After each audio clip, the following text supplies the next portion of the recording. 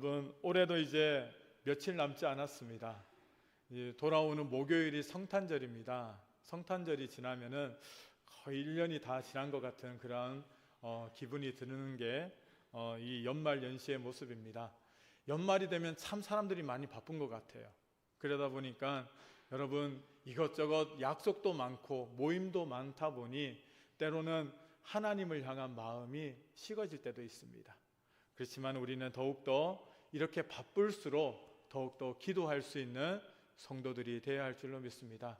특별히 이 건강 문제로 어려움 당하시는 분들이 참 많습니다. 여러분들 함께 기도해 주시길 바랍니다. 우리 질병으로 고생하시는 분들을 위해서 특별히 기도해 주시고, 여러분 이름을 기억하시고 그 다음에 이름을 불러가면서 기도해 주시길 바랍니다. 여러분, 그 가족들이 얼마나 어려움을 당하는지 모릅니다. 그 가족들에게도 하나님께서 힘을 주시고 용기를 잃지 않도록 하나님 함께 해달라고 기도해 주시길 바랍니다. 자, 오늘은 우리가 성탄절을 앞두고 우리가 예수님이 누구신가, 당신에게 예수님은 누구십니까? 라는 제목으로 함께 말씀을 나누길 원합니다. 현대인들에게 전도를 하면은 전도가 잘 되지 않습니다. 요즘처럼 전도하기가 힘들 때가 잘 없는 것 같습니다.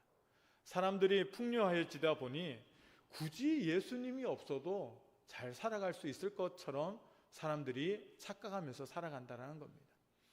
하지만 여러분, 많은 사람들이 예수님에 대해서 오해하고 또한 예수님에 대해서 잘못된 관점을 가지고 오늘을 살아가고 있습니다. 믿지 않는 사람들은 물론이고 우리 믿는 사람들도 때로는 예수님에 대해서 잘못된 관점을 가지고 살아가고 있다는 겁니다.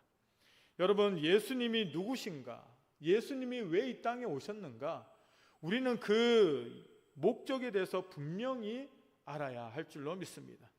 성탄절을 그냥 우리가 먹고 즐기고 선물을 나누고 즐거운 시간을 보내는 성탄절로 여겨서는 안 된다는 겁니다. 성탄절을 우리가 지키는 이유는 왜 예수님이 이 땅에 오셨는지를 우리가 다시 한번 기억하기 위해서 우리가 성탄절을 지켜야만 한다는 겁니다.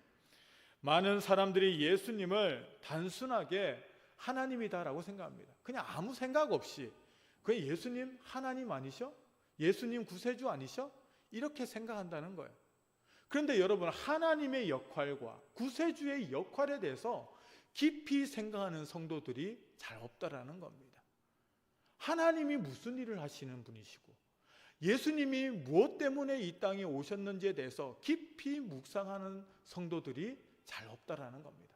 그래서 예수님을 나의 구주로 고백하고 하나님을 나의 창조주로 고백하는 것은 쉽지만은 정말 그 의미를 알고 그 의미대로 살아가는 성도들은 찾아보기가 힘든 그러한 때라는 겁니다. 그러다 보니까 예수님의 소중함에 대해서 잘 모른다는 거예요. 예수님 앞에 그냥 기도하면은 예수님이 내 기도 들어주시는 분이지, 예수님이 내 답답한 이 심정을 하는 이 예수님이 헤아려 주시는 분이지, 그냥 나에게 포커스를 맞추고 나에게 관점을 맞추다 보니 예수님을 그냥 나를 돕는 분이다라고 착각할 때가 많다라는 겁니다. 사랑하는 성도 여러분, 여러분들은 예수님을 누구라고 여러분들은 믿고 계십니까? 예수님이 가이사랴 빌립보에서 제자들에게 질문하셨습니다. 사람들이 나를 누구라 하느냐라고 질문하셨습니다. 제자들은 여러 가지 대답을 했습니다. 선생님이라고도 합니다. 아니면은 선지자라고도 합니다. 여러 가지 방법으로 예수님에 대해서 이야기합니다. 그런데 주님께서 다시 물으셨습니다. 그러면 너희들은 나를 누구라 하느냐라고 질문하셨다라는 겁니다. 그때 제자들이 선뜻 대답하지 못했다라는 겁니다. 그런데 그때 베드로가 대답했습니다. 주는 그리스도시요 살아계신 하나님의 아들이십니다 라고 신앙 고백을 하였다라는 겁니다. 그때 예수님이 이 베드로의 신앙 고백을 들으시고 너무나도 기뻐하셨다는 겁니다. 그리고 이러한 신앙 고백하는 베드로에게 예수님께서 축복하셨습니다. 예수께서 대답하여 이르시되 바요나 시몬아 내가 복이 있도다. 이를 내게 알게 한 것은 혈육이 아니요 하늘에 계신 내 아버지시니라. 또 내가 내게 이르노니 너는 베드로라. 내가 이 반석 위에 내 교회를 세우리니 음부의 권세가 이기지 못하리라 라고 예수님께서 베드로에게 축복해 주셨다라는 겁니다. 여러분, 우리는 이 말씀을 통하여서 알아야 할 중요한 교훈이 있다라는 겁니다. 예수님은 과연 누구신가? 다른 사람의 예수님이 아닌 나의 예수님은 과연 누구신가? 우리는 그것을 제대로 알아야 할 줄로 믿습니다. 이것을 올바로 알면은 엄청난 복과 은혜를 누릴 수 있습니다. 이 베드로가 바른 신앙 고백을 드리니 예수님의 축복을 받았다라는 겁니다. 그런 것처럼 베드로를 향하신 이 예수님의 그 기쁨, 참으로 대단한 그 기쁨이 우리에게도 있어야 할 줄로 믿습니다. 우리가 예수님에 대해서 제대로 된 신앙 고백과 예수님에 대한 바른 생각이 있어야지만이 우리도 베드로와 같이 예수님의 복을 받을 수가 있다라는 겁니다. 이 성경을 살펴보면 예수님은 역사의 주인공이시다라고 말씀하십니다. 우리 인생의 주관자라고 분명히 말씀하고 계십니다. 그러기에 예수님을 누구로 믿고 섬기느냐는 우리 신앙의 핵심이 될 수밖에 없다라는 사실입니다. 다가오는 목요일은 성탄절입니다. 우리가 예수님의 탄생을 기뻐하면서 즐거워하고 있으나 예수님이 누구신지 거기에 대해서 제대로 알지 못하면 우리는 성탄의 의미를 제대로 깨닫지 못하는 어리석은 모습이 될 수밖에 없다라는 겁니다. 오늘 우리는 어떻습니까? 성탄절을 앞둔 오늘 우리는 우리가 믿는 예수님, 우리의 주님이신 예수님, 그분을 오늘 우리에게 누군가를 깊이 묵상할 수 있는 그러한 시간이 되어야 할 줄로 믿습니다. 사랑하는 성도 여러분, 그렇다면 오늘 우리는 본문 말씀을 통하여서 과연 예수님은 어떤 분이신가? 우리는 크게 네 가지로 생각해 보기를 원합니다. 첫 번째로 예수님은 누구십니까? 오늘 본문 말씀 6절을 다시 한번 읽어보도록 하겠습니다. 함께 읽습니다. 이에 한 아기가 우리에게 낳고 한 아들을 우리에게 주신 바 되었는데 그의 어깨에는 정사를 메었고 그의 이름은 기묘자라 모사라 전능하신 하나님이라 영존하시는 아버지라 평강의 왕이라 할 것임이라. 아멘. 여기에 예수님에 대해서 자세하게 설명하고 계십니다. 예수님은 누구신가? 첫 번째로는 기묘자요 모사다라고 설명하고 있습니다. 이 말은 예수님은 인성을 초월하신 기이하신 분이시다라는 그러한 말씀입니다. 여기에서 말하는 기묘라고 하는 이 단어는 신비하다, 오묘하다라는 그러한 뜻이 있습니다. 그래서 예수님은 신비로우신 분이십니다. 그리고 예수님은 오묘하신 분이다라는 그러한 뜻입니다. 놀랄 만한 그러한 분이 바로 예수님이시다라고 말씀할 수 있습니다. 다시 말하면은 예수 그리스도께서는 너무나 위대하고 신비로우시며 우리가 다 이해할 수도 없고 다 설명할 수도 없는 분이 바로 예수님이시다라고 설명할 수가 있다라는 겁니다. 그분은 우리의 적은 지혜와 지식으로 다 이해할 수 없는 분이십니다.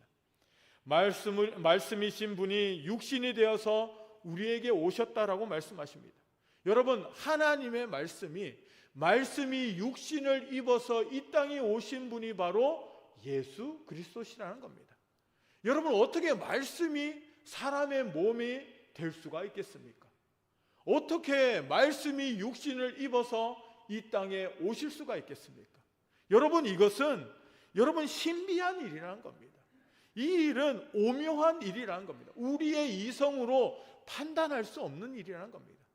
그래서 구약 성경의 메시아를 설명할 때 이렇게 그의 이름은 기묘자라, 모사라라고 설명하고 계신다라는 겁니다. 여러분, 모사라는 뜻이 무엇입니까? 모사라는 이 단어를 영어 성경에는 카운셀러라는 단어로 그렇게 번역되어져 있습니다. 원어의 뜻은 정확하게 이 선비, 고문 혹은 상담가라는 그러한 뜻이 있습니다. 무슨 일이든지 의논해서 옳게 지도하는 그러한 분이시다라는 뜻이라는 겁니다. 모사라는 것이 바로 카운셀러, 상담가라는 의미가 아주 강하다라는 겁니다. 예수님은 어떤 분이신가? 아주 신비로우신 분이시면서 또한 우리와 아주 면밀한 분이시라는 겁니다. 여러분, 우리가 요즘은 정신과 치료를 찾아봤습니다. 특별한 일이 있어서 정신과 치료를 받는 게 아니고 우리의 마음이 힘들고 어려운 분들이 정신과 치료를 많이 받는 모습이 있습니다. 여러분, 정신과 치료를 하면은 상담 치료를 받습니다. 이 상담하는 의사 선생님과 여러 가지 대화를 하는 거예요. 그래서 보면은 자신의 어려움을 호소하기도 하고, 이런 것이 바로 상담가가 하는 일이라는 겁니다. 여러분, 세상의 상담가는 100% 내 마음을 몰라줍니다. 내가 어떠한 형편이고 처진가를 여러분 100% 알지 못한다는 겁니다. 때로는 잘못된 판단을 할 수도 있습니다. 잘못된 처방을 할 수도 있다는 겁니다. 하지만은 우리 예수님은 어떤 분이십니까? 예수님은 완벽하신 상담가시라는 겁니다. 예수님은 우리의 모든 괴로움을 알고 계십니다. 예수님은 우리의 마음속 깊은 곳에 있는 고민까지도 모두 다 알고 계신다는 겁니다. 여러분, 우리가 다른 곳에 가서 상담받을 필요가 없어요. 여러분, 친구한테 가서 상담받으면 어떻게 됩니까? 근심만 더 쌓이게 된다는 겁니다.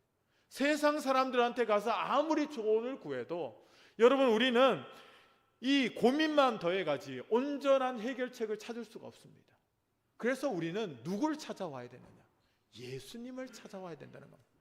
예수님을 분명히 모사라라고 말씀하고 계십니다. 우리의 상담가 되시는 분이 바로 예수님이라는 겁니다. 이 상담가는 잠도 주무시지 않습니다. 우리가 언제 어디서나 예수님의 이름을 부르면 우리는 그분에게 상담받을 수가 있다라는 겁니다. 여러분, 그래서 우리는 이 예수님이 기묘자요 또한 모사라는 사실을 우리는 분명히 깨달아 알아야 할 줄로 믿습니다. 예수님을 우리가 그냥 추상적으로만 생각해서는 안 됩니다. 예수님 신비로우신 분, 예수님 오묘하신 분, 이렇게 추상적으로만 아는 것이 아니라 예수님은 어떤 분이십니까? 나와 가장 가까이에 계시는 나의 상담가 되시는 분이 바로 예수님이다라는 사실을 여러분들은 기억하시길 바랍니다.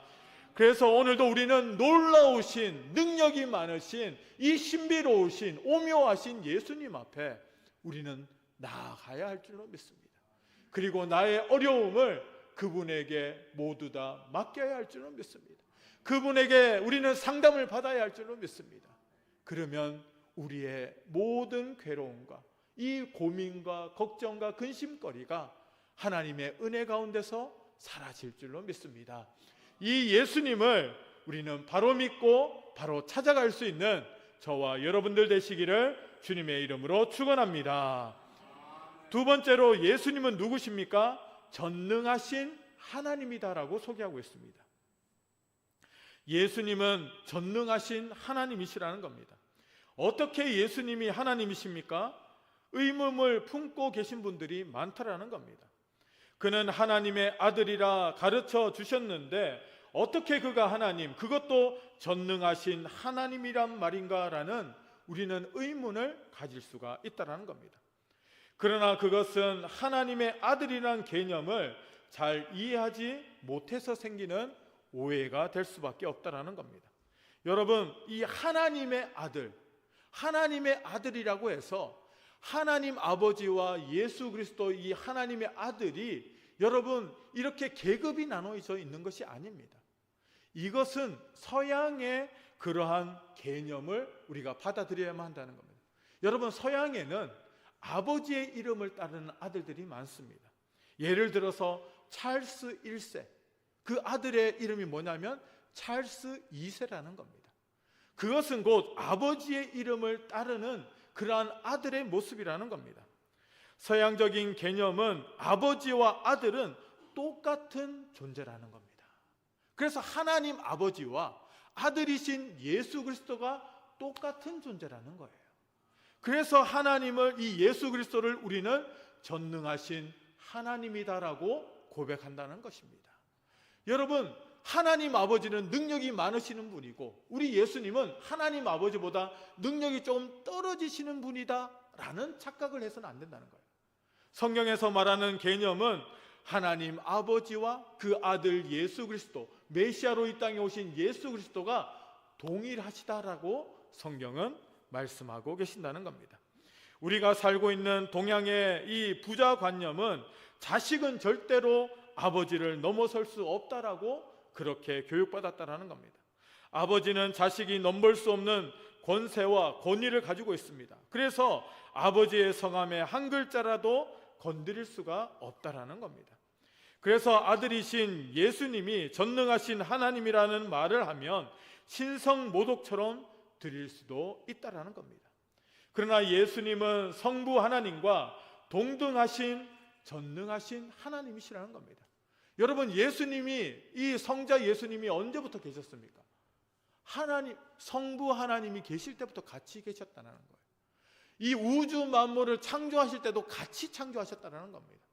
말씀이신 예수 그리스도께서 이 하나님의 말씀에 순종하여서 우주 만물을 말씀으로 창조하셨다는 겁니다. 그래서 함께 계셨다는 거예요. 자, 그는 전능하신 하나님이십니다. 이 전능하다라는 말을 우리는 깊이 생각해야 할 줄로 믿습니다. 전능이라는 용어는 아무에게나 쓸 수 없는 단어라는 겁니다. 오직 하나님에게만 쓸 수 있는 단어가 이 전능하다라는 단어라는 겁니다. 여러분, 사람들에게 전능한 누구 이렇게 말할 수가 없다라는 겁니다. 왜 그렇습니까? 사람은 전능하지 않습니다. 사람은 실수합니다. 흠이 있습니다. 결점이 있다라는 겁니다. 완벽하지 못하다는 거예요. 하지만은 우리는 오직 하나님에게만 전능하다라는 이 수식어를 붙일 수가 있다라는 겁니다. 오늘 우리 예수님은 어떤 분이십니까? 예수님은 전능하신 하나님이시다라는 겁니다. 예수님은 이 땅에 계실 때 못하실 일이 없으셨습니다. 여러분, 예수님은 어떤 일을 하셨습니까? 죽은 자를 살리셨다는 거예요. 여러분, 배고픈 자들에게 명령하셔서 여러분 보리떡 5개와 물고기 2마리로 5,000명을 배부르게 먹이시고 12광주리가 남게 하셨다는 겁니다. 여러분, 예수님 앞에 나왔던 그 누구도 병 고침을 받지 않는 사람이 없었다는 겁니다. 예수님이 고치지 못할 질병이 없으셨다는 겁니다. 여러분, 예수님은 또 어떤 분이십니까? 죽었다가 3일 만에 부활하신, 죽음의 권세를 이기신 분이 바로 예수님이시라는 겁니다. 여러분, 이 권세가 무엇입니까? 이것이 바로 전능하신 하나님이시다라는 그러한 증거라는 겁니다. 사랑하는 성도 여러분, 오늘 우리는 예수님을 전능하신 하나님으로 믿어야 할 줄로 믿습니다. 그분이 우리의 인생을 주관하고 계십니다. 그분이 오늘도 우리의 기도를 들고 계신다는 겁니다. 그분이 나의 상담가가 되셔서 오늘도 나의 기도에 귀 기울이고 계신다는 사실을 여러분들은 믿으시기를 바랍니다. 그래서 이 전능하신 하나님, 이 예수 그리스도를 나의 하나님으로 고백하고 그분을 의지하며 믿음으로 살아갈 수 있기를 주님의 이름으로 축원합니다. 예수님은 누구신가? 세 번째는 그는 영존하신 아버지시다라고 말씀하고 계십니다. 우리가 믿는 예수 그리스도, 그는 영원히 존재하신 아버지시다라는 뜻입니다. 하나님이 영원히 존재한다는 것에는 우리 모두가 이해할 수 있습니다. 그러나 그의 아버지라고 하신 것은 깊이 그가 아버지라고 하는 것은 우리가 깊은 생각과 이해가 필요하다라는 겁니다. 왜 성경은 하나님을 아버지라고 그렇게 했을까요? 왜 하나님 어머니라고 하지 않고 왜 하나님 아버지라고 그렇게 말씀하셨을까요? 거기에는 몇 가지 이유가 있습니다. 여러분, 아버지라는 이 단어의 의미가 무엇입니까? 이 아버지는 생명의 근원이 되신다라는 뜻입니다. 생명의 근원이 되는 것이 바로 아버지이기 때문이라는 겁니다. 또 아버지는 어떤 의미가 있습니까? 보호자의 의미가 있다는 겁니다. 예전부터 내려오기를 이 가정이 누굽니까? 아버지가 가장이었다는 겁니다. 아버지의 이 임무 가운데 한 가지가 뭡니까? 가족을 보호하는 것, 가족에게 먹을 것을 제공하는 것, 그래서 가족들이 살아갈 수 있도록 하는 그 역할을 아버지가 하였다는 겁니다. 그래서 아버지는 보호자이기 때문이라는 겁니다. 그리고 아버지는 또 어떤 역할을 하십니까? 공급해 주신다는 거예요. 공급자.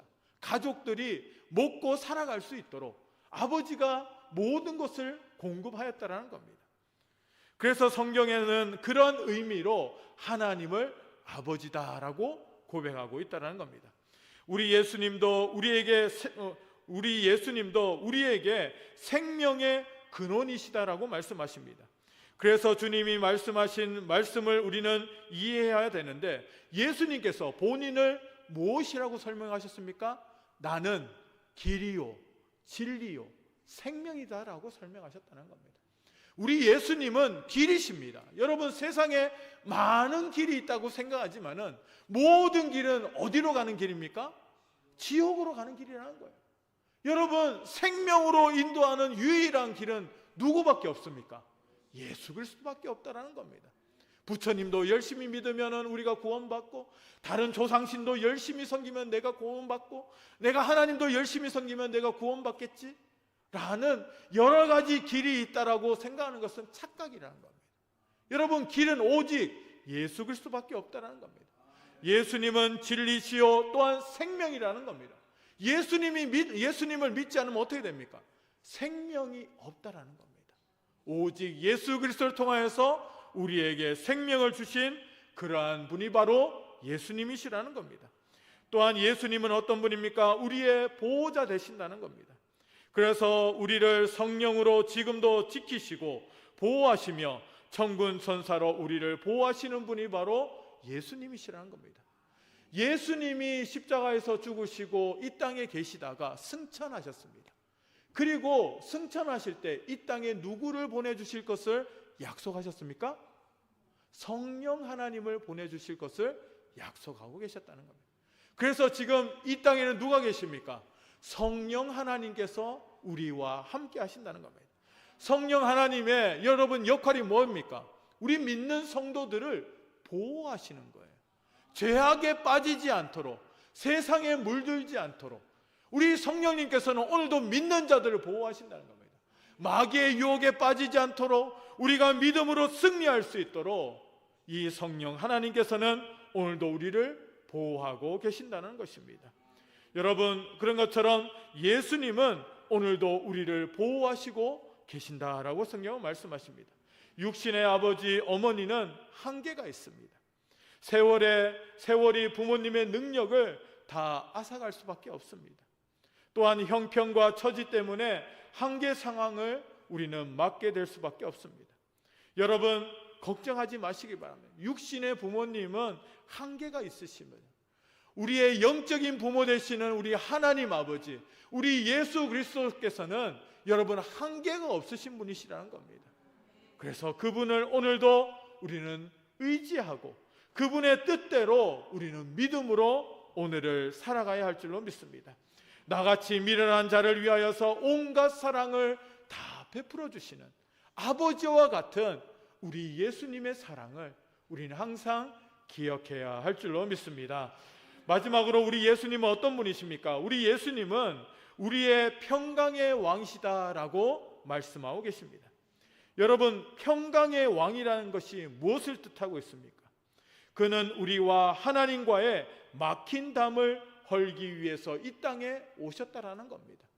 여러분, 우리 믿는 성도들은 하나님 앞에 누구든지 나올 수 있는 사람이 되었습니다.